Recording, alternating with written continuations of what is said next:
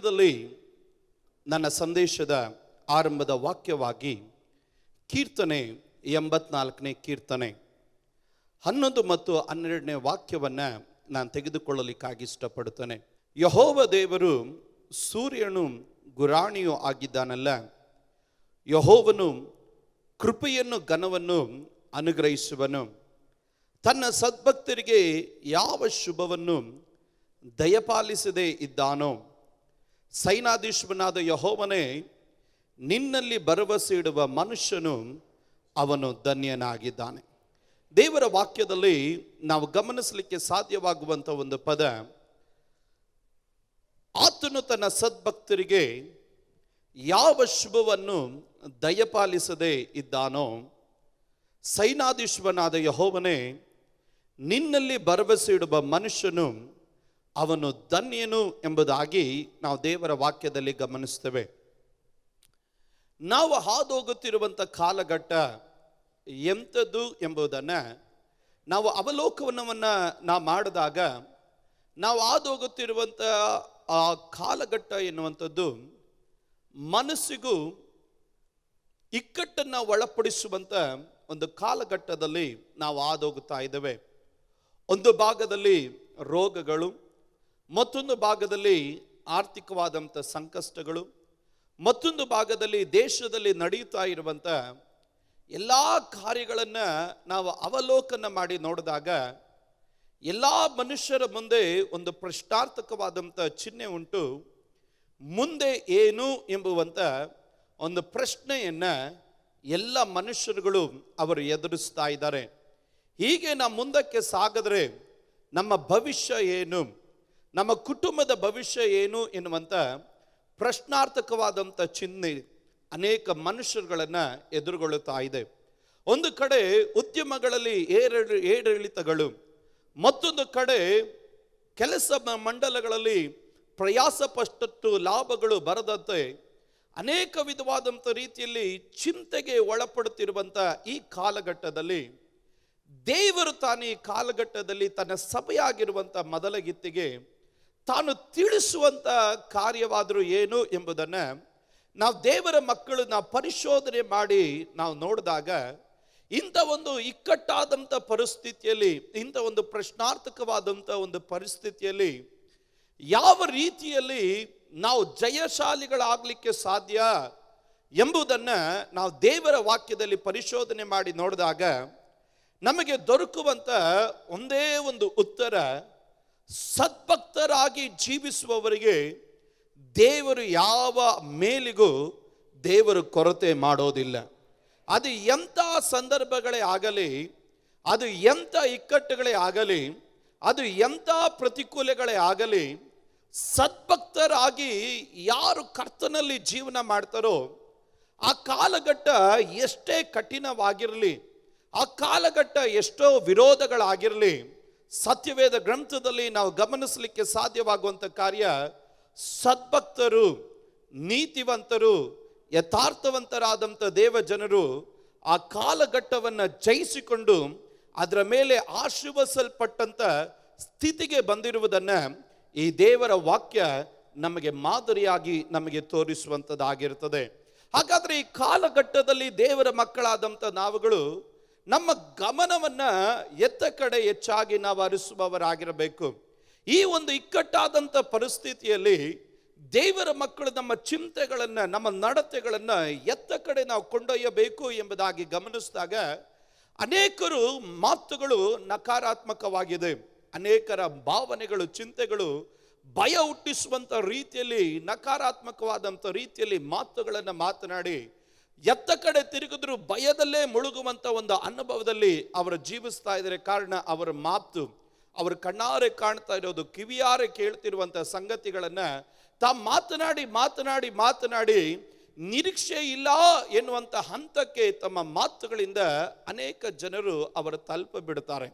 ಆದರೆ ದೇವರ ವಾಕ್ಯದಲ್ಲಿ ನಾವು ಗಮನಿಸಿದಾಗ ಸದ್ಭಕ್ತರಾಗಿ ಯಾರು ಜೀವನ ಮಾಡ್ತಾರೋ ದೇವರವರಿಗೆ ಶುಭವನ್ನ ದಯಪಾಲಿಸದೆ, ಮೇಲನ್ನು ದಯಪಾಲಿಸದೆ ಇದ್ದಾನೋ ಎನ್ನುವಂಥ ಒಂದು ಪ್ರಶ್ನೆಯನ್ನ ನಾವು ಗಮನಿಸ್ತೇವೆ. ಮುಂದನೇದಾಗಿ ದೇವರ ವಾಕ್ಯ ಹೇಳ್ತಾ ಇದೆ, ಸೈನಾಧೀಶ್ವರನಾದ ಯೆಹೋವನೇ, ನಿನ್ನಲ್ಲಿ ಭರವಸೆ ಇಡುವಂತ ಮನುಷ್ಯನು ಅವನು ಧನ್ಯನು ಎಂಬುದಾಗಿ ದೇವರ ವಾಕ್ಯ ನಮಗೆ ತಿಳಿಸಿಕೊಡುತ್ತದೆ.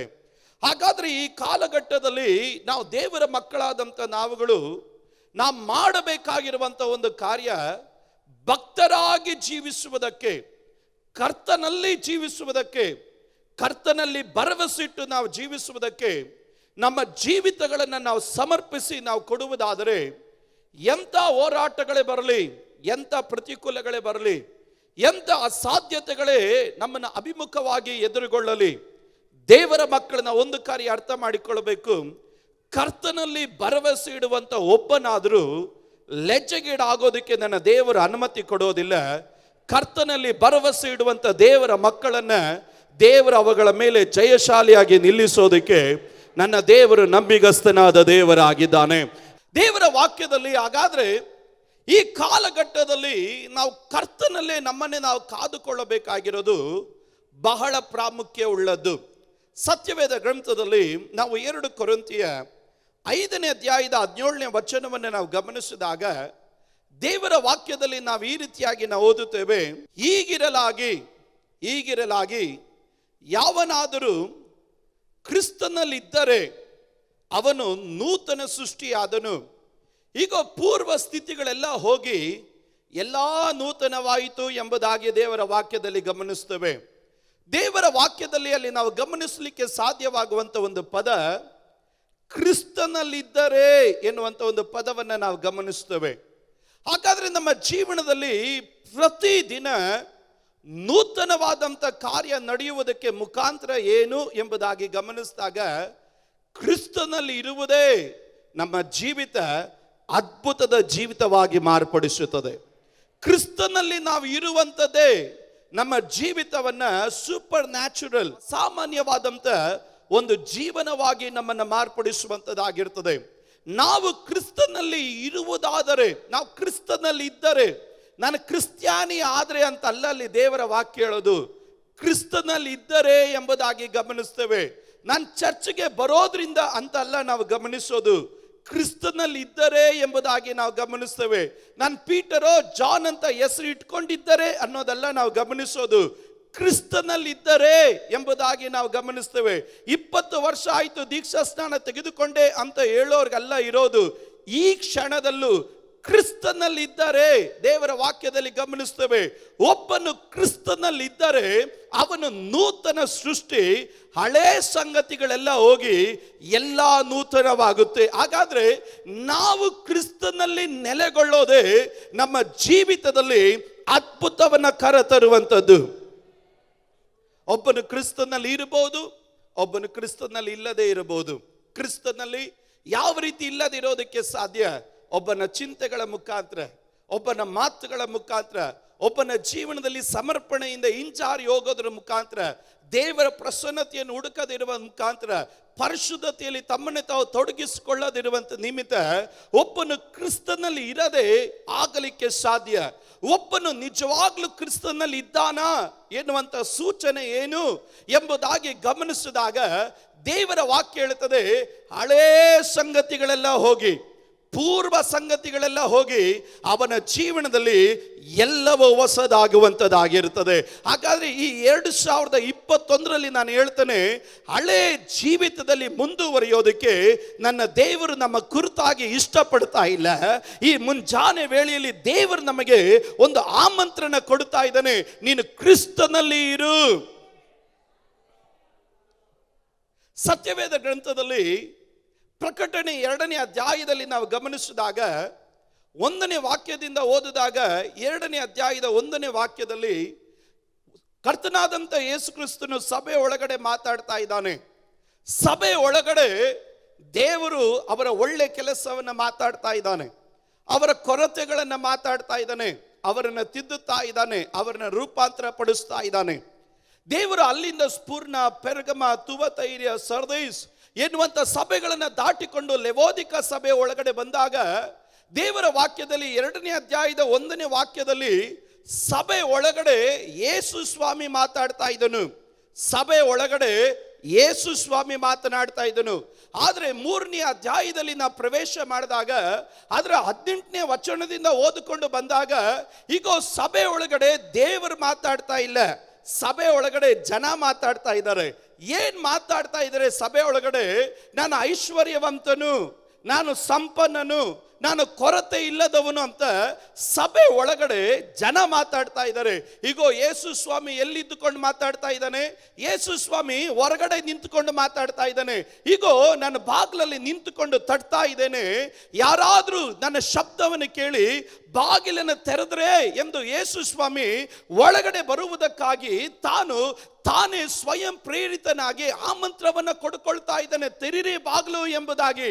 ಆದ್ರೆ 3ನೇ ಅಧ್ಯಾಯದಲ್ಲಿ ಲೆವೋದಿಕ ಸಭೆಯಲ್ಲಿ ಏನ್ ಸಂಭವಿಸಿದೆ ಅಂದ್ರೆ, ಕರ್ತನ ಕುರಿತಾಗಿ ಮಾತನಾಡಬೇಕಾದಂತ ಜನ, ದೇವರ ಕುರಿತಾಗಿ ಮಾತನಾಡಬೇಕಾದಂತ ಜನ, ದೇವರಿಗೆ ಮಹಿಮೆ ಕೊಡಬೇಕಾದಂತ ಜನ, ಈಗ ಅವರು ಏನ್ ಮಾತಾಡ್ತಾ ಇದ್ದಾರೆ ಗೊತ್ತಾ? ಅವರು ತಮ್ಮ ಕುರಿತಾಗಿ ಮಾತಾಡ್ತಾ ಇದ್ದಾರೆ. ಅವ್ರು ಹೇಳ್ತಾ ಇದ್ದಾರೆ, ನಾನು ಐಶ್ವರ್ಯವಂತನು, ನಾನು ಸಂಪನ್ನನು, ನಾನು ಕೊರತೆ ಇಲ್ಲದವನು ಎಂದು ತಮ್ಮನ್ನೇ ತಾವು ಮಾತನಾಡಿಕೊಳ್ಳುತ್ತಾ ಇದ್ದಾರೆ. ಇವತ್ತು ದೇವರ ಮಕ್ಕಳೇ, ದೇವರು ನಮ್ಮ ಪ್ರತಿಯೊಬ್ಬರಿಂದ ಏನು ಎದುರು ನೋಡ್ತಾನೆ ಗೊತ್ತಾ? ಕ್ರಿಸ್ತನಲ್ಲಿ ಇರುವವನು ತಾನು ಲೋಕದ ಪಾಲಿಗೆ ಸತ್ತವನಾಗಿ ಕ್ರಿಸ್ತನಲ್ಲಿ ಜೀವಿಸುವವನಾಗಿರೋದ್ರಿಂದ ಅವನ ಸಾಕ್ಷಿ ಏನು ಗೊತ್ತಾ? ಇನ್ನ ಬದುಕುವವನು ನಾನಲ್ಲ, ಕ್ರಿಸ್ತನು ನನ್ನಲ್ಲಿ ಬದುಕುವವನಾಗಿರ್ತಾನೆ. ಒಬ್ಬನು ಕ್ರಿಸ್ತನಲ್ಲಿ ಇದ್ದರೆ ಅವನ ಮಾತಿನ ವಿಶೇಷತೆ ಏನು ಗೊತ್ತಾ? ಅವನ ಮಾತಿನಲ್ಲಿ ಯೇಸು ಸ್ವಾಮಿ ಯಾವಾಗಲೂ ಇರ್ತಾನೆ, ಅವನ ಸ್ತುತಿಯಲ್ಲಿ ಯೇಸು ಸ್ವಾಮಿ ಯಾವಾಗಲೂ ಇರ್ತಾನೆ, ತನಗೊಳ್ಳಂತ ಸರ್ವಸ್ವದಲ್ಲೂ ಯೇಸು ಸ್ವಾಮಿ ಯಾವಾಗಲೂ ಇರ್ತಾನೆ. ಆದ್ರೆ ಲೆವೋದಿಕ ಸಭೆಯಲ್ಲಿ ಏನು ಉಂಟಾಗ್ತಾ ಇದೆ? ಯೇಸು ಸ್ವಾಮಿಯ ಕುರಿತಾಗಿ ಮಾತನಾಡೋ ಜನ ಇಲ್ಲ, ತಮ್ಮ ಕುರಿತಾಗಿ ಮಾತನಾಡ್ತಾ ಇದ್ದಾರೆ. ನಾನು ಮುಂದಿನ ಭಾಗಕ್ಕೆ ಹೋಗೋದಕ್ಕಿಂತ ಮುಂಚೆ ಈ ವಿಕ್ಟರಿ ಇಂಟರ್ನ್ಯಾಷನಲ್ ಏಜಿ ವರ್ಷಿಪ್ ಸೆಂಟರ್ ನಲ್ಲಿ ಕೂಡಿ ಬಂದಿರುವಂತ ದೇವರ ಮಕ್ಕಳೇ, ನನಗೆಷ್ಟು ಹಣ ಇದೆ, ನನಗೆಷ್ಟು ಆಸ್ತಿ ಇದೆ, ನನಗೆಷ್ಟು ಕೆಲಸ ಇದೆ, ನನಗೆಷ್ಟು ವರಮಾನ ಇದೆ ಅನ್ನೋದು ಮಾತನಾಡುವುದಕ್ಕಲ್ಲ ನಾವು ಈ ಆಲಯದೊಳಗಡೆ ಬಂದಿರೋದು. ಈ ಆಲಯದೊಳಗಡೆ ನಾವು ಬಂದಿರುವಂತ ಒಂದೇ ಒಂದು ಕಾರಣ, ನನ್ನ ಯೇಸು ಎಷ್ಟು ದೊಡ್ಡವನು, ನನ್ನ ದೇವರು ನಮ್ಮನ್ನು ನಡೆಸಿದಂತ ಮಾರ್ಗಗಳು ಅದು ಎಷ್ಟು ಉನ್ನತವಾದದ್ದು. ತಿಪ್ಪೆಯಲ್ಲಿ ಬಿದ್ದಂತ ನನ್ನನ್ನ ಇವತ್ತು ಪ್ರಭುಗಳ ಸಂಗಡವಾಗಿ ದೇವರು ಕುಳಿಸಿದ್ದಾನೆ ಅಂತ ಹೇಳಿದ್ರೆ ಅದು ಸ್ವಂತ ಸಾಮರ್ಥ್ಯವಲ್ಲ, ಅದು ಸ್ವಂತ ಯೋಗ್ಯತೆ ಅಲ್ಲ, ಅದು ವಿದ್ಯಾಭ್ಯಾಸದಿಂದಲ್ಲ, ಅದು ನನ್ನ ಯೇಸುವಿನಿಂದಲೇ ಎಂದು ಹೇಳುವವರು ಯಾರಾದರೂ ಇದ್ರೆ ಗಟ್ಟಿಯಾಗಿ ಒಂದು ಹಲ್ಲೆಲೂಯಾ. ಯಾವಾಗ ನಿನ್ನ ಕುರಿತಾಗಿ ನೀನು ಮಾತಾಡ್ಕೊಳ್ತೀಯೋ ಯೇಸು ಹೊರಗಡೆ. ಆದ್ರಿಂದ ದೇವರ ವಾಕ್ಯ ಹೇಳುತ್ತದೆ, ಒಬ್ಬನು ಕ್ರಿಸ್ತನಲ್ಲಿದ್ದರೆ. ಹಾಗಾದ್ರೆ ಈ ಜನವರಿ ತಿಂಗಳು 31ನೇ ತಾರೀಕು ನಾವು ಗಟ್ಟಿಯಾಗಿ ಯೇಸು ಸ್ವಾಮಿಗೆ ಸ್ತೋತ್ರ ಹೇಳಬೇಕು. ಕಾರಣ ಒಂದು ತಿಂಗಳು ದೇವರು ನಮ್ಮನ್ನು ನಡೆಸಿದನು, ಒಂದು ತಿಂಗಳು ದೇವರು ನಮ್ಮನ್ನು ಪರಾಮರಿಸಿದನು, ಒಂದು ತಿಂಗಳು ನಮಗೂ ನಮ್ಮ ಕುಟುಂಬಕ್ಕೆ ದೇವರು ಒಳ್ಳೆಯವನಾಗಿದ್ದನು. ಈ 2021 ಯಾವ ರೀತಿ ಇರುತ್ತದೆ ಅಂತ ಲೋಕ ಪ್ರಶ್ನೆ ಮಾಡಿದಾಗ ನಾವು ಹೇಳೋದಕ್ಕೆ ಸಾಧ್ಯ, ಕ್ರಿಸ್ತನಲ್ಲಿ ಪ್ರತಿದಿನ ನಮಗೆ ಹೊಸತನ ಉಂಟು, ಕ್ರಿಸ್ತನಲ್ಲಿ ನಮಗೆ ಪ್ರತಿದಿನ ಹೊಸ ಕಾರ್ಯಗಳು ಉಂಟು.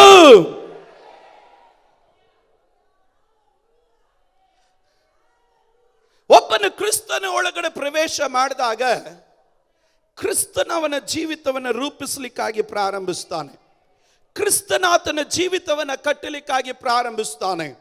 ದೇವರ ವಾಕ್ಯದಲ್ಲಿ ರೋಮಾಪುರದವರಿಗೆ ಬರೆದ ಪತ್ರಿಕೆ 5ನೇ ಅಧ್ಯಾಯದ 10ನೇ ವಾಕ್ಯವನ್ನು ಗಮನಿಸಿದಾಗ ದೇವರ ವಾಕ್ಯದಲ್ಲಿ ನಾವು ಓದುತ್ತೇವೆ, ದೇವರಿಗೆ ವೈರಿಗಳಾಗಿದ್ದಂತ ನಾವು ಆತನ ಮಗನ ಮರಣದ ಮೂಲಕ ಆತನೊಂದಿಗೆ ಸಮಾಧಾನವಾಗಿರಲಾಗಿ ಆತನು ಕೂಡ ಸಮಾಧಾನವಾದ ನಮಗೆ ಆ ಮಗನಿಗಿರುವ ಜೀವದಿಂದ ರಕ್ಷಣೆ ಆಗುವುದು ಮತ್ತು ನಿಶ್ಚಯವಲ್ಲವೇ. ಇಷ್ಟು ಮಾತ್ರವೇ ಅಲ್ಲದೆ ನಾವು ನಮ್ಮ ಕರ್ತನಾದಂಥ ಯೇಸು ಕ್ರಿಸ್ತನ ಮೂಲಕ ಸಮಾಧಾನದ ಸ್ಥಿತಿಯನ್ನು ಹೊಂದಿದವರಾಗಿ ಆತನ ಮುಖಾಂತರ ದೇವರಲ್ಲಿ ಹರ್ಷಗೊಳ್ಳುತ್ತೇವೆ. ದೇವರ ವಾಕ್ಯದಲ್ಲಿ ಗಮನಿಸಿದಾಗ ಒಂದು ಕಾಲದಲ್ಲಿ ನಾವೆಲ್ಲ ದೇವರಿಗೆ ವೈರಿಗಳಾಗಿದ್ವಿ. ಪಾಪ ಮಾಡೋದ್ರ ಮುಖಾಂತರ ಅವಿದ್ಯತ್ವಕ್ಕೆ ಪ್ರೇರೇಪಿಸುವಂತ ಅಂಧಕಾರ ಶಕ್ತಿಗೆ ನಾವು ಒಳಪಟ್ಟು, ಅವಿದ್ಯತ್ವಕ್ಕೆ ನಮ್ಮನ್ನು ಪ್ರೇರೇಪಿಸಿ ನಡೆಸುವಂತ ಅಂಧಕಾರ ಶಕ್ತಿ, ಜಗಳ ಮಾಡಂದ್ರೆ ಜಗಳ ಮಾಡ್ತಾ ಇದ್ವಿ, ಕೊಲೆ ಮಾಡಂದ್ರೆ ಕೊಲೆ ಮಾಡ್ತಾ ಇದ್ವಿ, ಬೈ ಅಂದ್ರೆ ಬೈತಾ ಇದ್ವಿ, ಕೆಟ್ಟ ಮಾತಾಡಂದ್ರೆ ಕೆಟ್ಟ ಮಾತಾಡ್ತಾ ಇದ್ವಿ. ಅನೇಕ ಕಾರ್ಯಗಳು ಕಾರಣವೇನೆಂದ್ರೆ ನಾವು ಏನ್ ಮಾಡ್ತಾ ಇದೀವಿ ಅಂತ ನಮಗೆ ಗೊತ್ತಿಲ್ಲ. ಕಾರಣವೇನೆಂದ್ರೆ ದುರಾತ್ಮನ ನಮ್ಮನ್ನು ಆಳ್ವಿಕೆ ಮಾಡಿ ದೇವರಿಗೆ ಇಷ್ಟ ಇಲ್ಲದಿರೋ ಕೆಲಸವನ್ನ ದೇವರಿಗೆ ವೈರಿಗಳಾಗಿ ನಮ್ಮನ್ನು ಮಾರ್ಪಡಿಸ್ತಾ ಇದ್ದನು. ಆದ್ರೆ ಯಾವಾಗ ಯೇಸು ಕ್ರಿಸ್ತನ ಪರಿಶುದ್ಧವಾದಂಥ ರಕ್ತವು ನಮ್ಮನ್ನು ಪಾಪದಿಂದ, ಶಾಪದಿಂದ, ಸೈತಾನನ ಕೈಗಳಿಂದ ಬಿಡಿಸಿ ನಮ್ಮನ್ನು ಕ್ರಯ ಕೊಟ್ಟು ನಮ್ಮನ್ನು ಮರಳಿಗೆ ಪಡೀತು, ದೇವರು ತಾನು ಏನ್ ಮಾಡ್ತಾನೆ, ವೈರಿಗಳಾಗಿದ್ದಂಥ ನಮ್ಮನ್ನ ದೇವರು ತನ್ನ ಮಕ್ಕಳಾಗಿ ದೇವರು ಮಾರ್ಪಡಿಸಿದನು. ತನ್ನ ಮಕ್ಕಳಾಗಿ ಮಾರ್ಪಡಿಸಿದ ಮೇಲೆ ನಾವು ಕ್ರಿಸ್ತನಲ್ಲಿ ಯಾವಾಗ ನಾವು ಪ್ರವೇಶಿಸ್ತವೋ ದೇವರು ನಮ್ಮನ್ನ ನಿಮ್ಮನ್ನ ಎಂತ ಸ್ಥಿತಿಗೆ ತಂದಿಟ್ಟನು ಗೊತ್ತಾ? ದೇವರು ನಮ್ಮನ್ನು ತಂದಿಟ್ಟಿರೋದು ಸಮಾಧಾನದ ಸ್ಥಿತಿಗೆ. ಎಲ್ಲರೂ ಗಟ್ಟಿಯಾಗಿ ಹೇಳ್ರಿ, ಸಮಾಧಾನದ ಸ್ಥಿತಿ. ಇನ್ನ ಗಟ್ಟಿಯಾಗಿ ಹೇಳ್ಬೋದು. ದೇವರು ಯಾವಾಗ ನಾವು ಕ್ರಿಸ್ತನಲ್ಲಿ ಪ್ರವೇಶ ಮಾಡಿದ್ವೋ ಕರ್ತನು ನಮ್ಮನ್ನ ನಿಮ್ಮನ್ನ ಸಮಾಧಾನದ ಸ್ಥಿತಿಯಲ್ಲಿ ದೇವರು ತಂದಿಟ್ಟನು. ಸಮಾಧಾನದ ಸ್ಥಿತಿಯಲ್ಲಿ ದೇವರು ನಮ್ಮನ್ನು ತಂದಿಟ್ಟ ಮೇಲೆ ಇದರ ಮುಖಾಂತರವಾಗಿ ಸಮಾಧಾನದಲ್ಲಿ ನಾವು ಇದ್ದುಕೊಂಡು ಕ್ರಿಸ್ತನ ಮುಖಾಂತರ ಯಾವಾಗಲೂ ನಾವು ದೇವರಲ್ಲಿ ಹರ್ಷಗೊಳ್ಳುವವರಾಗಿರ್ತೇವೆ. ಇವತ್ತು ನನ್ನ ಸಂದೇಶದ ಪೀಠಿಕೆ ಶಾಲೋಮ್ ಎನ್ನುವಂತ ವಿಷಯದಲ್ಲಿ ನಿಂತು ನಾನು ಮಾತನಾಡಲಿಕ್ಕಾಗಿ ಇಷ್ಟಪಡುತ್ತೇನೆ. ದೇವರ ಶಾಲೋಮ್, ದೇವರ ಸಮಾಧಾನ ನಮ್ಮ ಜೀವನದಲ್ಲಿ ಮಾಡುವಂತ ಕಾರ್ಯವೇನು? ಕೆಲವರಿಗೆ ಸಮಾಧಾನ ಅಂತಂದ್ರೆ ಅನೇಕ ರೀತಿಗಳಲ್ಲಿ ಸಮಾಧಾನವನ್ನು ಬಣ್ಣಿಸ್ತಾರೆ. ಶಾಲೋಮ್ ಎನ್ನುವಂತ ಹಿಬ್ರಿಯ ಪದ, ಅದರ ಸಮಾಧಾನ ಎನ್ನುವಂಥ ಪದವನ್ನು ವಿವರಿಸುವಂಥದ್ದು ಬೇರೆ ರೀತಿ. ಕೆಲವರಿಗೆ ಸಮಾಧಾನ ಅನ್ನೋದು, ಕೆಲವರು ಹೇಳೋದನ್ನು ಕೇಳಿದ್ದೇನೆ, ಅವ್ರಿಗೆ ಆಗ್ಬೇಕಾಗಿರೋದು ಆದ್ರೇನೆ ನನಗೆ ಹಾಲು ಕುಡಿಯೋಷ್ಟು ಸಮಾಧಾನ ಅಂತ. ಅದು ಸಮಾಧಾನ ಅಲ್ಲ, ಅದು ಕ್ರೋಧ. ಅದು ಕೆಲವರು ಮತ್ತೊಬ್ಬರ ನಾಶನವನ್ನು ನೋಡಿ ಅವರು ತಮಗೆ ಸಮಾಧಾನವಾಗುತ್ತೆ, ಅದು ಸಮಾಧಾನ ಅಲ್ಲ, ಅದು ದುರಾತ್ಮನಿಂದ ಉಂಟಾಗುವಂತ ಕ್ರೋಧ. ಕೆಲವರು ಚಿಂತೆ ಮಾಡ್ತಾರೆ, ಎಲ್ಲಾ ಸೈಲೆಂಟ್ ಆಗಿದ್ರೆ ಸಮಾಧಾನ. ದೇವ್ರ ಮಕ್ಕಳಿಗೆ ಗಮನಿಸಿ, ಇಂಗ್ಲಿಷಲ್ಲಿ ಉಪಯೋಗಿಸುವಂತ ಪದ ಪೀಸ್ ಅಂತ ನಾವು ಗಮನಿಸ್ತೇವೆ. ಆದ್ರೆ ಈ ಪೀಸ್ ಎನ್ನುವಂತ ಮೂಲವಾದಂತ ಪದವನ್ನು ಹುಡ್ಕೊಂಡು ಹೋದ್ರೆ ಇದು ಸಿಗುವಂಥದ್ದು ರೋಮನ್ ಭಾಷೆಯಲ್ಲಿ ಅಥವಾ ರೋಮನ್ ಭಾಷೆಯಲ್ಲಿ ಸಿಗುವಂತ ಒಂದು ಪದ ಇದು ಪೀಸ್ ಎಂಬುದು. ಅಂದ್ರೆ ಶಾಂತವಾಗಿರುವಂಥದ್ದು, ಆವತ್ತಿಗೆ ಬೇಕಾದದ್ದು ಪರಿಹಾರವಾದ್ರೆ ಮಾತ್ರನೇ ಅದನ್ನ ಕುರಿತಾಗಿ ಹೇಳುವಂಥದ್ದು ಪೀಸ್, ಸಮಾಧಾನ ಎನ್ನುವುದು. ಆದ್ರೆ ಶಾಲೋಮ್ ಎನ್ನುವಂತ ಪದ ಆ ರೀತಿ ಅಲ್ಲ. ಶಾಲೋಮ್ ಎನ್ನುವಂತ ಪದ ಭಿನ್ನವಾದಂಥ ರೀತಿಯಲ್ಲಿ ನಮಗೆ ವಿವರಿಸಿ ನಮಗೆ ತಿಳಿಸಿಕೊಡುವಂಥದ್ದಾಗಿದೆ. ಹಿಬ್ರೂ ಅಲ್ಲಿ ಶಾಲೋಮ್ ಎನ್ನುವಂಥ ಪದಕ್ಕೆ ನಾವು ಕಾಣುವಂಥ ಒಂದು ಪದ, ಅದಕ್ಕೆ ಅರ್ಥ ಈ ರೀತಿಯಾಗಿ ಗಮನಿಸ್ತೇವೆ. Rooted in the word shalom meant wholeness, completeness, soundness, health, safety and prosperity, carrying with it is the implication of the permanence ಎಂಬುದಾಗಿ ಗಮನಿಸ್ತೇವೆ. ಅಂದ್ರೆ ಸಮಾಧಾನ ಎನ್ನುವಂಥ ಶಾಲೋಮ್ ಎನ್ನುವಂಥ ಪದಕ್ಕೆ ಅದರಲ್ಲಿ ಪರಿಪೂರ್ಣತೆ, ತುಂಬುವಿಕೆ, ಆರೋಗ್ಯ, ಸಮೃದ್ಧಿ, ಅದು ಒಂದು ದಿವಸ ಮಾತ್ರ ಅಲ್ಲ, ಜೀವದಿಂದ ಇರೋವರೆಗೂ ನೆಲೆ ನಿಲ್ಲುವಂಥದ್ದು ಎನ್ನುವಂಥದ್ದನ್ನ ಗಮನಿಸ್ತೇವೆ. ನೀವು ಎಲ್ಲಾದರೂ ಇಸ್ರಾಯೇಲರು ತಮ್ಮಲ್ಲಿ ಗಮನಿಸಿದಾಗ ಅವರು ಹೊಂದಿಸ್ತಾರೆ ಶಾಲೋಮ್. ಅದರ ಅರ್ಥ ಏನು? ನೀನು ಯಾವಾಗಲೂ ಸಮೃದ್ಧಿಯಾಗಿರು, ನೀನು ಯಾವಾಗಲೂ ಆರೋಗ್ಯಕರವಾಗಿರು, ನೀನು ಯಾವಾಗಲೂ ದೇವರಿಂದ ತುಂಬಲ್ಪಟ್ಟವನಾಗಿರು, ಯಾವಾಗಲೂ ಯಾವುದಕ್ಕೂ ಕೊರತೆ ಇಲ್ಲದಂತೆ ನೀನು ಅಭಿವೃದ್ಧಿ ಆಗುತ್ತಾ ಇರು ಎಂಬುವಂತ ಅರ್ಥವನ್ನ ಕೂಗಿ ಹೇಳುವಂಥದ್ದು ಶಾಲೋಮ್. ಇವತ್ತು ದೇವರ ಮಕ್ಕಳೇ, ನಮ್ಮ ಕುರಿತಾಗಿ ನಿಮ್ಮ ಕುರಿತಾಗಿ ದೇವರು ಆಗ್ರಹಿಸೋದು ಏನು ಗೊತ್ತಾ? ಒಂದು ಕಷ್ಟದಿಂದ ಪರಿಹಾರ ಆದ್ಮೇಲೆ ಅಷ್ಟು ಸಮಾಧಾನ ಸಾಕು, ಅದೆಲ್ಲ ದೇವರು ಆಗ್ರಹಿಸೋದು. ಸತ್ಯವೇದ ಗ್ರಂಥದಲ್ಲಿ ದೇವರು ಎಲ್ಲೆಲ್ಲಿ ಸಮಾಧಾನವನ್ನ, ಶಾಲೋಮನ್ನ ದೇವರು ತನ್ನ ಜನರಿಗೆ ದೇವರು ಕೊಟ್ಟಿದ್ದಾನೋ ಅಲ್ಲಿ ಅನೇಕ ವ್ಯತ್ಯಾಸಗಳು ನಡೆದಿರುವುದನ್ನ ನಾವು ದೇವರ ವಾಕ್ಯದಲ್ಲಿ ಗಮನಿಸಲಿಕ್ಕೆ ಸಾಧ್ಯ. ಗಮನಿಸಿ, ಪಾಪದಲ್ಲಿ ಇದ್ದಂತ ನಮ್ಮನ್ನ ದೇವರು ಬಿಡಿಸಿ ಈಗ ದೇವರು ನಮ್ಮನ್ನು ತಂದಿಟ್ಟಿರೋದು ಎಲ್ಲಿ ಗೊತ್ತಾ? ಗೊಂದಲದಲ್ಲ. ದೇವರು ನಮ್ಮನ್ನು ತಂದಿಟ್ಟಿರೋದು ಅಸಮಾಧಾನದಲ್ಲ. ದೇವರು ನಮ್ಮನ್ನು ತಂದಿಟ್ಟಿರೋದು ಜಗಳದಲ್ಲ. ದೇವರು ನಮ್ಮನ್ನು ತಂದು ಇಟ್ಟಿರೋದು ಸಮಾಧಾನದ ಸ್ಥಿತಿ. ಹಾಗಾದ್ರೆ ಈ ಸಮಾಧಾನದ ಸ್ಥಿತಿ ನಮ್ಮ ಜೀವನದಲ್ಲಿ ಏನ್ ಮಾಡುತ್ತದೆ?